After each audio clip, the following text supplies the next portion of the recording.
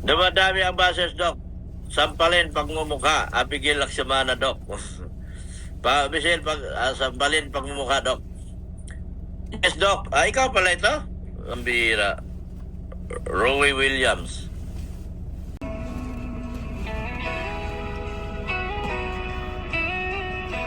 Oh yes. Magandang hapon po sa lahat. Happy Sunday. So yan yung last live ni Doc Club. May nag-comment po na ano daw, no? Dumadami daw ang buzzers. Buzzers nino yon? Buzzers ni Doc Club o buzzers ng Kalingap? At yung mga buzzers po, sampalin na lang daw. Kasi buzzers lang daw naman yan. Ay, talagang dumadami ang mga buzzers. Di ba baga? Dumadami, Doc, ang mga buzzers. Dumadami talaga mga buzzers. Nasa sukmit tayo. Ganun talaga yan. Sir Erwin A. Shoutout sa'yo, Sir Ethan. Gandang hapon. Shoutout, Doc. Mrs. Love, always watching from Lucena. Ako'y nalulungkot, guys. Nalulungkot daw po si Doc Lab. Nalulungkot daw po, nalulungkot. Ba't kaya? Ba't kaya nalungkot doon? Bakit kaya nalungkot? Mga kaibigan. Nalulungkot daw po siya, sabi niya. Guys, ako'y nalulungkot, guys. Ba't kaya, mga kaibigan? Bakit nalulungkot si Doc Lab? Nalulungkot. Nung nabasa ko, bakit naman dyan ang thumbnail? Alam kong clickbait, pero thumbnail hindi magandang, parang ang pangit pakinggan eh. Di ba? Ano yung thumbnail po ni Kuya Jens ata ang binabanggit niya? Matapang na dayo. Baka doon si Doc nalungkot na may isang reactor. May isang reactor po na content na nag-thumbnail or ano po, ang title po ay Matapang na Dayo. Ano pa yung mga dito ni Kuya Jens? Mga patama niya kay Dr. Love. I-check ko lang po mga kaibigan wait lang po Kuya Jens at nag-content si Kuya Jens mga daw po, matatapang na dayo. Yun dayo lang kayo sa Bicol, makaasta kayo sa mga taga Bicol. Ayun yun. Ayusin nyo mga sinasabi nyo. Yun.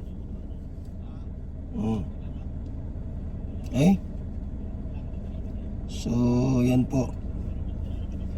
Inuntent ni pala, Kuya Jens. Hello po mga kalinga, magandang araw po sa lahat. This is Kuya Jens and welcome back po sa aking YouTube channel. Sa mga bago lang po sa aking YouTube channel, huwag niyo pong kalimutan mag-subscribe at click the bell button para lagi po kayo updated sa ating mga bagong Kuya Jens pala mga kaibigan ay. Suportahan po Team Kalingap sa panguna po. May patama po mga Kalingap kay Kalingap Edo at dinamay rin po ang nananahimik na isang Kalingap Angel po natin na si Carla. Yun. May dinamay po mga Kalingap. Rinig na rinig po mga Kalingap, pinagtatawanan pa na para bang meron silang mga nalalaman na kung hindi natin maintindihan kung ano. At tila ba mga Kalingap nagyayabang pa, nagyayabang mga Kalingap, nagyayabang pa na parang kala mo kung sinong nakakaalam ng mga lahat ng bagay mga Kalingap. Dapat mga Kalingap, wala na sila sa Kalingap, hindi na sila nakikialam. Hindi na po sila nakikialam sa ibang mga bagay na may kinalaman sa Kinontent Kalingap. pala ni Kuya Jens eh, Alis na nga Dr. sila, Love. pinabayaan na sila Ah, dahil sa mga gulong ginawa nila. mm, Tapos, magsisimula naman sila ng panibagong gulo. yan. Ano? Nakialam na nga sila doon sa isang angel na tahimik naman sana yung buhay. Nakialam na. Ah, And then ito na naman, makikialam na naman sa isa pang angel na hindi naman nasakop ng kanilang, sabihin natin mga kalim, yung mga nasasakupan nila ng mga bagay. ang ano, simula, nag-content, dahil nga po si Dr. Love ay nag-content din kay Carla ay, no?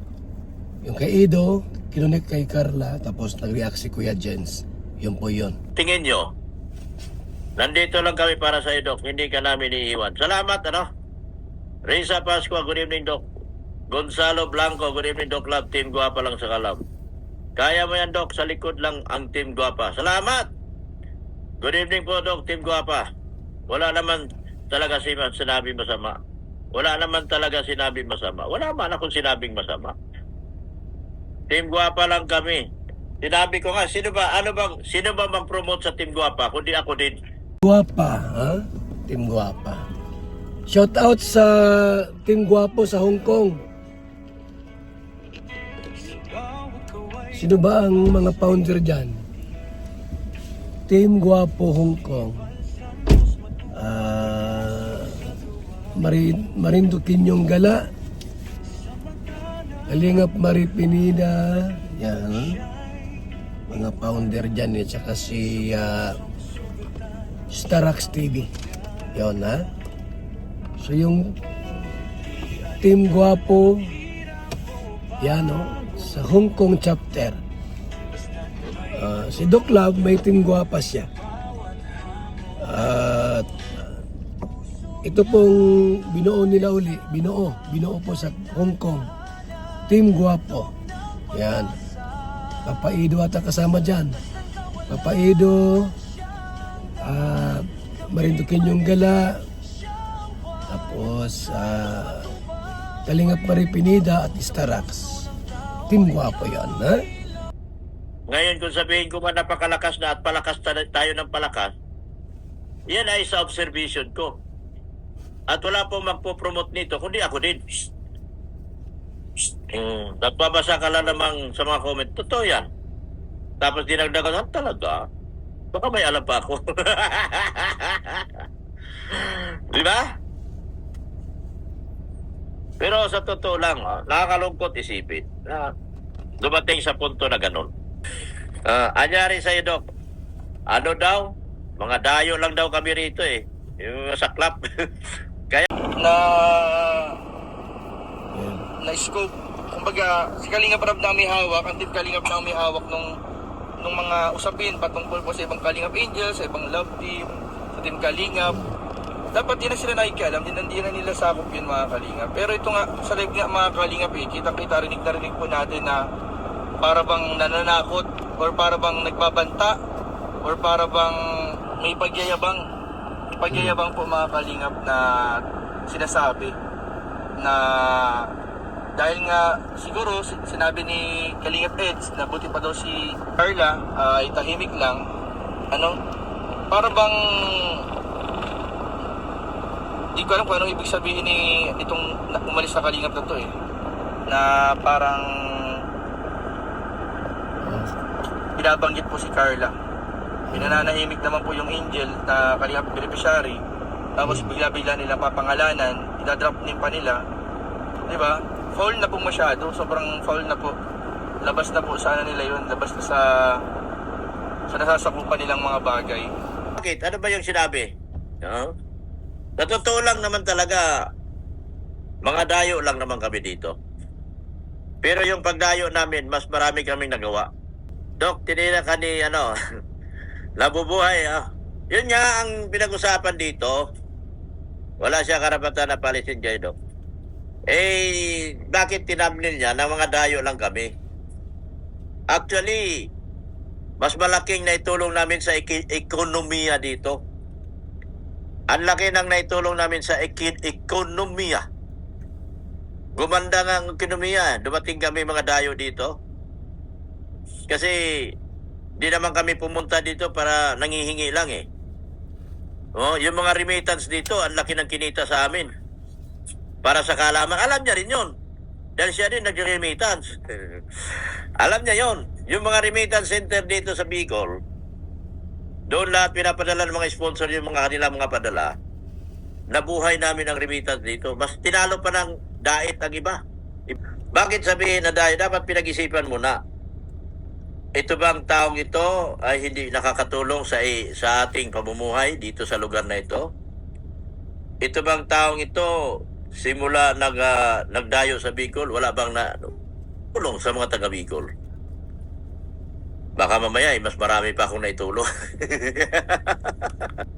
Si Kuya Bal, taga saan ba, Dok? Bisaya din po. Kami nga po lahat ay di Bisaya dito.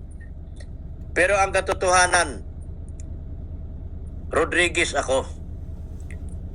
Ang Rodriguez ay napakadami sa Bicol. Kahit saan ka pupunta dito sa Dait, Basod, kahit everywhere dito, may Rodriguez. Iingatan ka, aalagaan ka.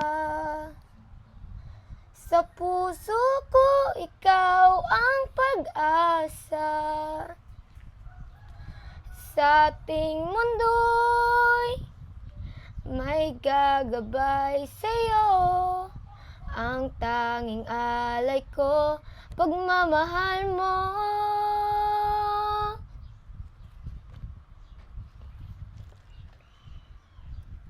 Napaiyak ka. Tuloy mo at ang ganda. Nalala mo yung nanay mo? Opo.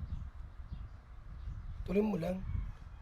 Maganda ang boses mo. Sana'y di na magising kung mangangarap man din. Kung ang buhay na makulay ang tatahakin. Minsan ay nadarapa, minsan din ay luluha. Di ka na maninimdim, pagkat sa buhay mo ay may nagmamahal pa rin. Iingatan ka, aalagaan ka. Sa puso ko, ikaw ang pag-asa. Sa aking mundo'y may gagabay sa'yo. Ang tanging alay ko'y pagmamahal mo. Okay na po. Ba't parang nakapaluwa ka? Naalala ko po yung mama ko.